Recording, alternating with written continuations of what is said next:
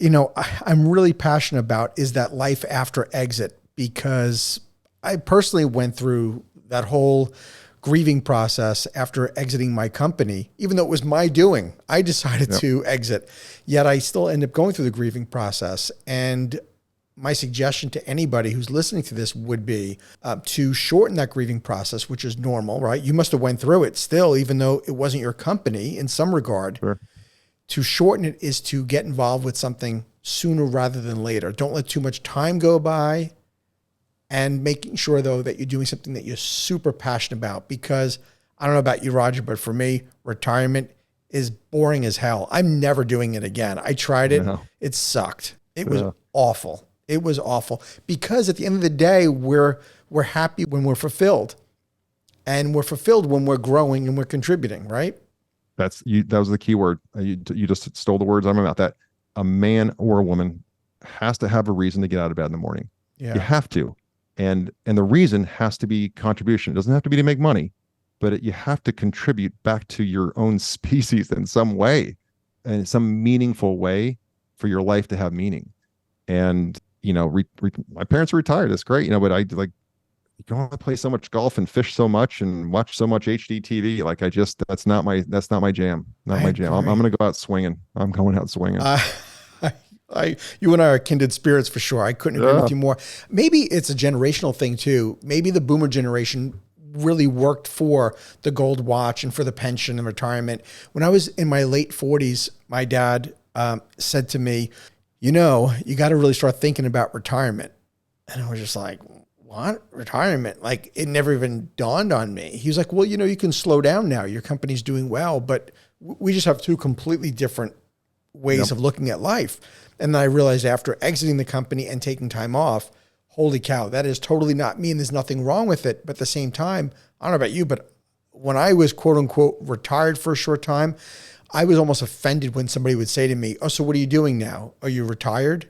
I'm like, no, I'm not retired. I'm taking a break. In your case, I don't think you really took much of a break though, right? You went right from pharmaceuticals right to RockBox. It was like, yeah, I would already had RockBox, like, that's we beautiful. hadn't launched or anything, but had given my notice and I had a successor and kind of get that person ready. So yeah, mine was, I wouldn't have minded a little break, quite frankly, but I think that you nailed it too. The boomer generation was taught and it was preached forever. Get a job, go to school, get a job, work there, get your gold watch, have your pension, and that's a wrap. And and then and I think our generation, I guess, Gen X is more, we're kind of that blend. We're kind of that blend of, we were taught because our parents, that's what they knew. So they told us, go to school, get a job. So that's what we did. But then when we had those jobs, we're like, there's gotta be something more than this. Gotta be. But I would take it it's funny. I take it one step further to like Gen Z, millennial Gen Z. And I have almost a 23-year-old daughter and a 20-year-old son. And 23-year-old daughter graduated from Chapel Hill. He's got a job, big company. My son is just turned 20. He's out in LA chasing the music dream. So they're completely different. Sweet. But what I'm seeing with this new generation, this younger generation, is I think they're great. They have many qualities that we don't have, but it's now the pendulum's gone all the way to the other side, to where it's like, forget corporate America, forget working for anybody. I'm going to do this on my own. Okay, but that's really hard and really expensive, and you don't have any money and you have no experience. Maybe, you want, and I told this to my daughter, like, go to work for a big company, go spend 5 to 10 years there, learn on their dime. On their dime, and yes. And then if you want to start and give back, whatever they give you, give them back, 10x. So don't do any quiet quitting or that junk. Oh gosh. I mean, bust your butt and give them back, a tenfold return on their investment in you. But make the mistakes on their dime and learn, the best practices. And then if you want to start your own thing, when you come out, you'll have some money, you'll have some scratch, you'll be able to do this, versus a lot of kids on Instagram and YouTube are, they're 20 years old and, do this and do that. And okay, but where do you get the funding? And you're going to make a lot of mistakes, which is it's expensive and it takes a while. So why not do that with a bigger company for a little while? Even if you want to be an entrepreneur, just do it for a little while. That's, that's my personal opinion. I don't know if it's right, but that's certainly the guidance I gave to my daughter, who's kind of more that business track, where my son's off doing music. I think it makes perfect sense. My daughter's 25, my son is 22. And right there, it's just, I see a huge advantage for this next generation. They just have an ability to see things differently. And I think the fact that maybe it's because of social media, but they question everything. Where our generation may be the kind of the first way we questioned, the media, politics. We started to see scandal. It was more front and center, where the boomers didn't really see that. They believed everything they saw and heard because, Walter Cronkite told them that's exactly what happened. It's in the news. So it is very fascinating. But let's move back to RockBox, because you've only been franchising since 2018, I think, right? And there's 60 open locations already. Yep, we've got 60 open, several in pre-launch right now, and then some more in development. So it's been a great run. COVID, of course, for every boutique fitness concept, it slowed us. It slowed us down for a period. Very proud to say that we didn't lose a single studio during COVID. Of course, we all had to temporarily shut down, but not a single one permanently closed because of COVID. We've only closed one store permanently ever. But yeah, it's been an amazing learning experience, and I learned more in the easily more in the last 6 years with RockBox than I learned.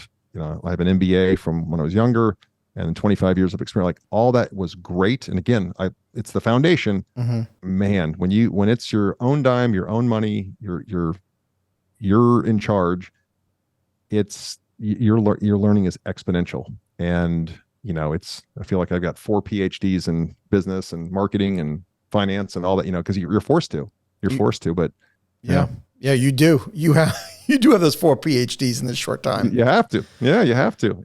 And that, where you said, if you're not growing, you're dying basically. And I think business and entrepreneurship is the best way to keep your mind and your spirit and everything active. It's hard. So, people are listening, like, I'll never tell you it's easy. You can make it simpler than a lot of people make it. And especially if your business model is simple, but business is a full contact sport. If you're making money, give them 6 months. They're lined up, they're 40 deep behind you to steal your lunch money. And you're going to be able to take a hit. Yeah, exactly. And get right back up. And it's not for everybody. And it's not. Going back to your meeting with Steve, you saw something in Steve that you didn't see probably in a lot of people. I saw something in Steve I didn't see in myself. Oh, like, I'm really honest, because Steve was doing it. Steve had worked for, who did he work for? Santa Fe Ventus. So Steve was a farmer up at one point. Okay. He worked for Medline, which was Medline's like a disposable company. And then he had worked for like a linen company, a national linen company. But then he started his own linen company, ended up selling that. And that's how he got the money to start his 2 fitness studios. But he'd been a serial entrepreneur. He'd always kind of done it. And so, that's the first time I've ever said that out loud, because you provoked that thought. But I'm sure I saw something in Steve that I didn't see myself. And I said, I want that life, and I knew he had to hustle, and it was tough. And he was still just getting his feet on the ground for that concept. But I saw in him that bias for action, and okay, let's do this. Okay, let's do it this afternoon then. Like, let's make a decision. Okay, let's start this afternoon. Like, corporate America would be like, well, let's have another meeting, and let's take it to the committee, and let's, the next month, let's put it on the calendar. And no, man, it was like, this afternoon, let's go this afternoon. And we've kept that same type of spirit with ThriveMore, where it's just a bias for action. Like, what is the next? Okay, who's leaving this meeting? Like, I've kind of joke about this. I call it like the 911 moment when, when you train for CPR, one of the things they teach you is, find somebody, if there's a body on the ground, find somebody in the crowd. And I point to you and say, you call 911. Because if you just say, all right, somebody call 911, nobody does, because you assume somebody else will. And so in our meetings, I say, okay, who owns? Okay, you own this, and you'll then have this project, whatever it is, completed by this date. Yeah. Okay. Write that down in the meeting notes. That's committed. Yep. Cool. Because now we have action towards it, and somebody owns it. And I think a lot of times, again, we decide to do things. We don't jump. And to run an efficient company, it's not rocket science. It's just, who owns it? When is it due by? If you need any resources or help, it's on you to come to me to get those resources or help. We're in agreement, right? I'll see you next Tuesday with the end result. And you do that every day, hour after hour after hour, and you drive results. And how does your role differ from Steve? So tell me how that was split out. How you guys even decided who's going to do what? Yeah, man, I'll tell you what, that's a great question for anybody who's going into this that has a partner or multiple partners. So Steve and I were 50-50 when we started, and then brought in another gentleman who's well established in the franchising industry. His name's Jeff Duden. He owned Vaniclean, big restoration company. He was on Undercover Boss, on TV and stuff. And a mutual friend had introduced me to him to maybe do some consulting for us to help us with franchising. And the more he learned about RockBox Fitness, the more he wanted to buy in versus be a consultant. So we ended up bringing him in for a minority partnership. And then later he decided he wanted a majority ownership. And we went back and forth on that for a while until we finally came to an agreement. But the long answer to your very simple question is, you need to decide up front and just say, okay, who's in charge of what, and who's going to be the end say. The three of us, we took so much time worrying about stepping on each other's toes, about offending the other person, about, well, I want, and it wasn't. So I was the CEO. So that's to answer your question. I think Steve and I just kind of sat down and said, okay, somebody's got to be a CEO. I've got the most, leadership experience, formal experience. I pitched to private equity if we ever have to do that, so I'm going to be that guy. You be the COO, and, let's settle in these roles. But we're making decisions together. But that way people know, okay, where's the buck stop? And then Jeff came in for minority. But then when Jeff came in for majority, I was like, well, then you should really have the title. I mean, you really should do, this should be your thing. And Jeff's more of an investor than he is, an active day-to-day participant, even though he's an advisor. That's what he's our principal advisor. So, he didn't really want that day-to-day role. So then we were dancing around it some more. We brought in an outside president. That didn't really work out. So I ended up reassuming that role. And then we just made it very clear, like, okay, I'm the CEO. And, that means, I own the failures if there's failures, and I own making sure that we get through the storms and all that stuff too. So Frank, I don't know, I think it's hard because partners don't want to offend the other partner, and everybody's got their feelings out, but at some point you just have to say, all right, one of us has to be the top guy or top gal, and never an easy conversation, but I'll tell you, we did it wrong. We did it wrong for the first 18 months, and employees didn't know, they'd have to go to 3 people to get an approval because, I don't know, it sounds good to me, but go ask Steve or go ask Jeff. That's not what that's terrible. But I'll tell you, we went slower for 18 months than we probably could have had we just said, look, here's the pecking order, everybody get in their lanes, let's go as fast as we can. So it's at some point you just got to check the ego, right? Just check the ego. Totally. It's incredible that you're saying that you guys kind of struggled with that for about 18 months. You've only been around for 5 years and you got 60 locations open. So it couldn't have been all that bad, right? No, I mean, it was functional, but I just look back. I mean, it's fair, but I look back to I'm really thinking about our team. Yeah. And, we have a young team, and everybody just wants to know, like, hey, where does the buck stop? Right, and when I get an answer, is that the final answer? Right? Is that the final answer? And I don't want it to be whoever's in the office or whatever the weather is, or who's in a good mood, who's in a bad mood, like that. It should just be. So said another way, you have to have a hierarchy in your organization. But I'm the biggest advocate for not having a hierarchical, that's a word, whatever that word is, structure, right? Like, so you want a hierarchy, but your structure should be very flat, very horizontal. And again, glass doors or, glass ceiling to floor, so that an associate here can just walk into my office, and they're supposed to, like, we encourage that. That way the idea, the original idea doesn't get filtered through 2 levels or 3 levels of management before it gets to the executives. That's what's the best thinking that comes forward.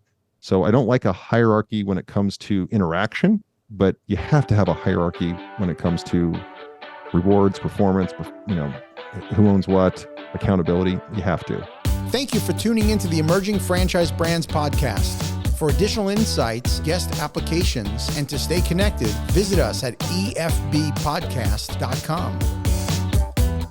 The Emerging Franchise Brands podcast is for entertainment purposes only, and the views expressed do not necessarily represent those of Emerging Franchise Brands, its host Frank Fiume, or Emerging Franchise Group, LLC. Any discussed franchise or investment opportunity requires thorough investigation, obtaining proper disclosure documents, and expert consultation before making any investment decisions.